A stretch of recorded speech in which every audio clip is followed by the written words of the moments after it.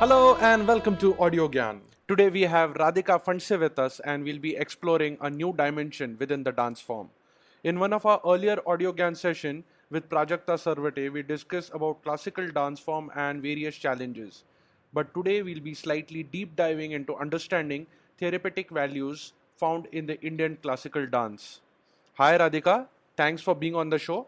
Hi, Hi, can you introduce yourself? I'm Radhika Phanse. I'm a Kathak exponent and I've been performing for more than 30 years now and been in the teaching field as well through my academy, Navras Art Academy, for 20 years now. Training students in Kathak and now I'm working in the field of dance therapy as well. Mm-hmm. So yeah, I mean today's discussion will be mainly around dance therapy and the therapeutic values it has to offer. I believe this is slightly a less explored option in India. So yeah, on those lines we'll have some conversation. So the first question which I have is how is Natyashashtra and dance therapy connected? Natyashashtra is a Bible or Gita for dancers and actors.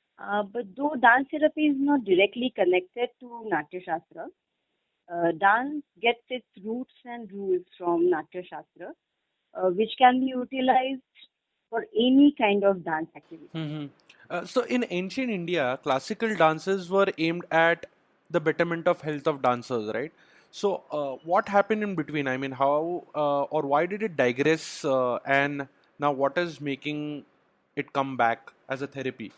Now, classical dance definitely gives a better posture and even better health to an individual. But it also requires tremendous dedication and hard work, which is not everyone's cup of tea. And one more reason I feel now in today's world is um, that dance, classical dance as a profession cannot give you that amount of material wealth as compared to today's material requirements. But however, a good share of people still opt for classical dancing. So in today's world, we have so many other options also. Like for fitness, if we go for fitness, then we have highly, well-equipped gyms. We have so many other activities which give you good quality health. It's not only dance, but pure classical dancing is nowadays used for like more for presentations and for entertainment purposes. There are very few people now who actually look at classical dancing as a maintaining good health process. So that could be one reason. Yeah. Yeah, and then why do you think it is coming back? I mean, more and more people are getting sensitive to this. Yeah, so it could be because eventually we realize that ultimately it's not material wealth that provides peace to us, but it's eternal satisfaction.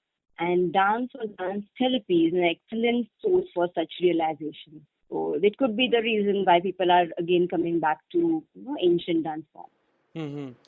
So, in one of your articles, you had written, turn your suffering into art, art into awareness, and awareness into action. Based on that, I have a few quick questions.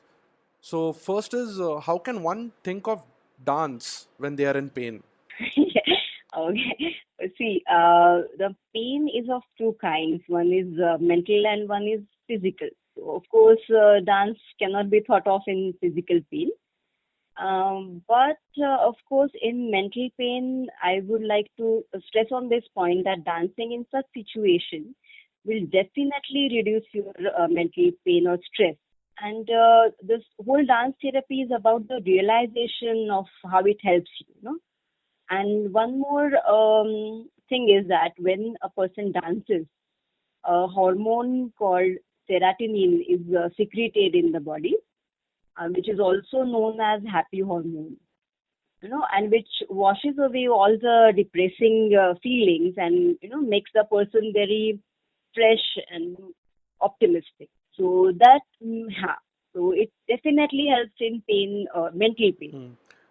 So is it possible for a person to get out of depression? I mean, something as serious as depression. Not, I would say it depends on what kind of and how deep the depression is. If the person needs medical help, of course, he or she should go for it. But dancing will always, make it the process easier and faster. Not all depressions are, you need medication for that, but it's something that you have to keep on doing. Just like meditation, if you do it once in a while and you expect amazing results from it, it's not possible. Similarly, also activities, have to be done continuously on a regular basis. Hmm. So what are your first steps you take to bring this kind of a person who's in pain at least step on the dance floor and start practicing? Okay. In the workshop, I explain about the body clock. There is something like body clock according to the 24-hour schedule that we have, and there are naturally there are different moods created by body in each and every rhythmic cycle. So we make them understand how it works, and from the time you get up till you go to bed, how what kind of changes happen in body. Then the reasons for stress and any kind of chaos in your mind, why it happens. And then once the person realizes how it happens or why it happens to her, then how to cope up with that. And in later stage, when they are in a mood to understand what's going on, we actually literally create all the moods like happiness, like frustration, like enthusiasm, like stillness. We actually, with the help of the particular music and dance steps, we actually create that mood there, and then we make them understand. See, it's all about how we look at things and how we understand things. And then if you find yourself in stress, then how to get out of it, how dance can help at that particular point to get out of it. And when they actually get out of that chaotic or stressful mood, let's say, we give them certain exercises. Like those are called, they are done in a group, and they are called as contact improvisation. So in those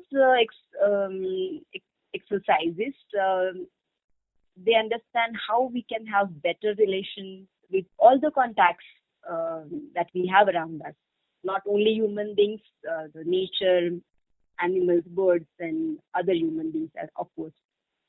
And then they can feel right in the workshop that okay, yeah, things can get better if we look at it this way. So then that person, okay, understands it better, and he or she can actually utilize the similar things in day-to-day life, and then slowly can start getting out of stress. And after all, I think process of self-realization, your own strengths, your weaknesses, and your capabilities.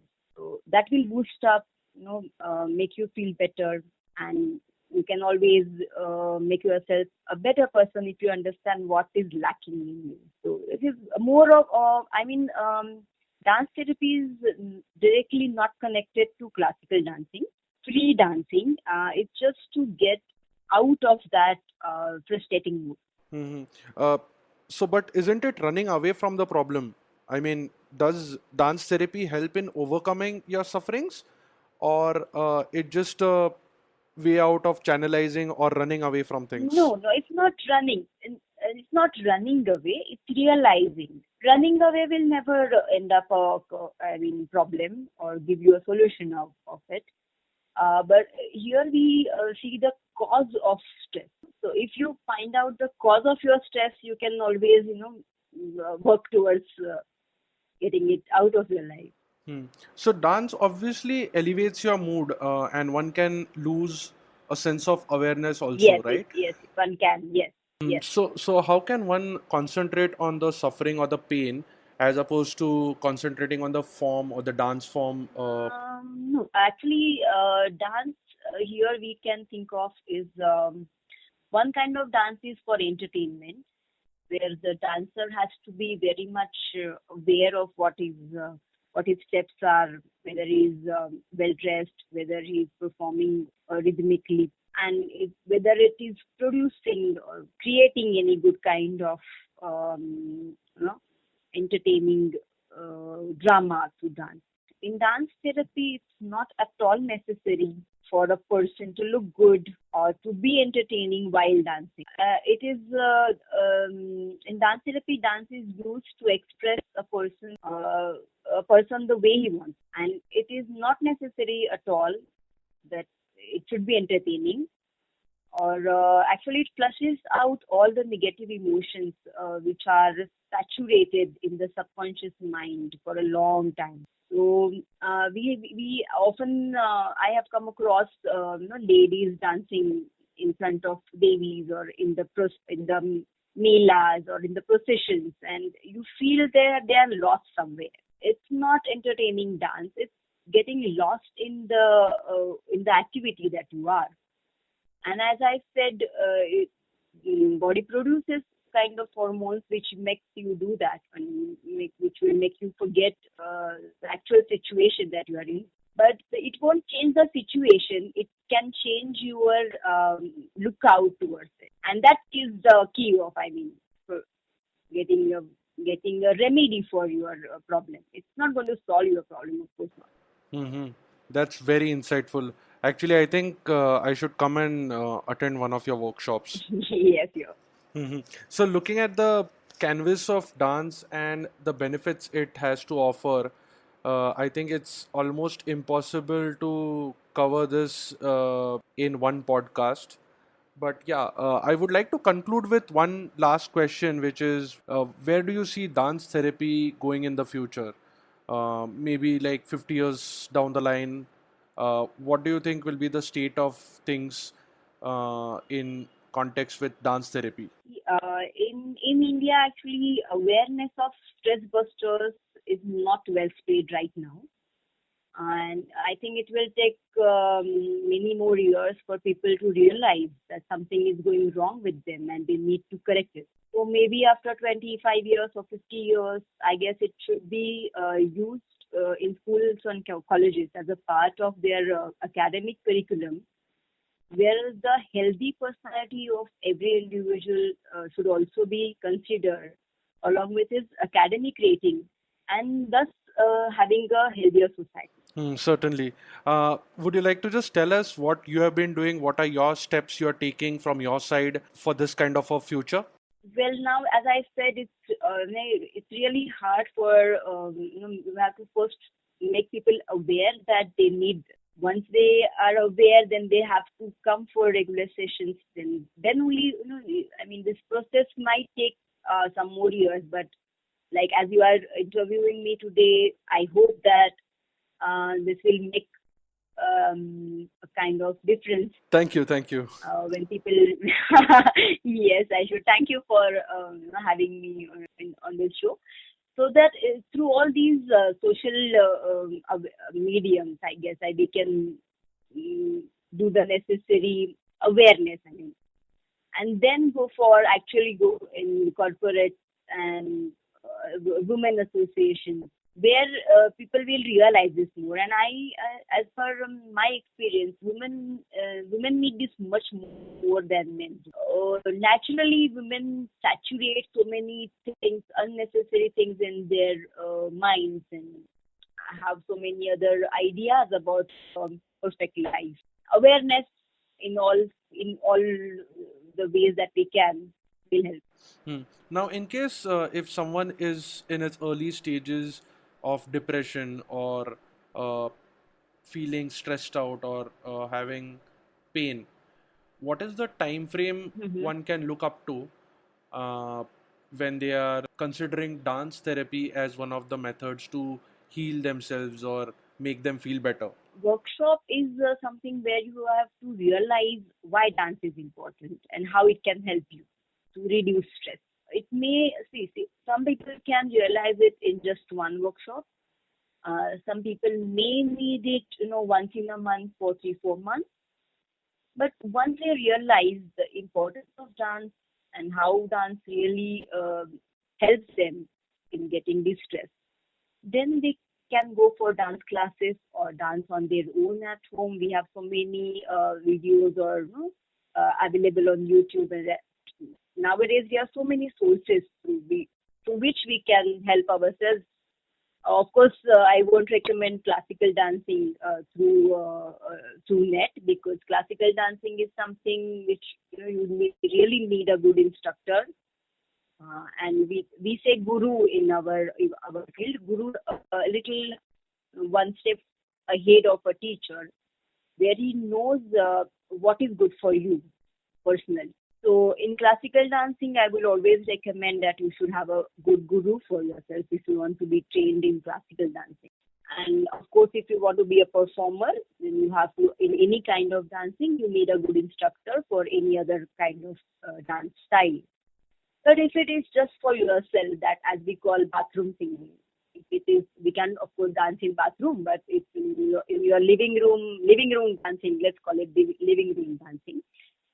For that, you can, you can do any kind of steps, of course, which will not harm you anywhere in your body. So it actually it gives you a state of pure mind where all these negativities of like jealousy, anger, these are the main emotions which break the human relations. These are actually thrown away, with the force of dance, and you can unite with people very easily. So similarly, if you cannot go to a discotheque, if you are alone at home and still want to, feel better, you can have a good music in your living room and dance for yourself in minimum time. Dance is something, which does this in the minimum time, like in half an hour or so. It should. But of course, if the person is seriously ill, or if there is insane, or if the person is really depressed, then that person will need medication, of course. Mm-hmm. Um, and that's it from my side. Thanks, Radhika, for giving us your time and sharing your thoughts and knowledge on dance therapy. My pleasure. All the best for Navaras Art Academy, and best wishes to continue your pursuit in making people happy and healthy through dance therapy. Also, thank you for teaching and spreading Indian classical dance form to the future generation. Thanks for being on Audio Gyan. It was great talking to you. Thank you so much. And that's it from today's Gyan session with Radhika Phanse. Stay tuned for more Gyan on Audio Gyan next week. Till then, bye.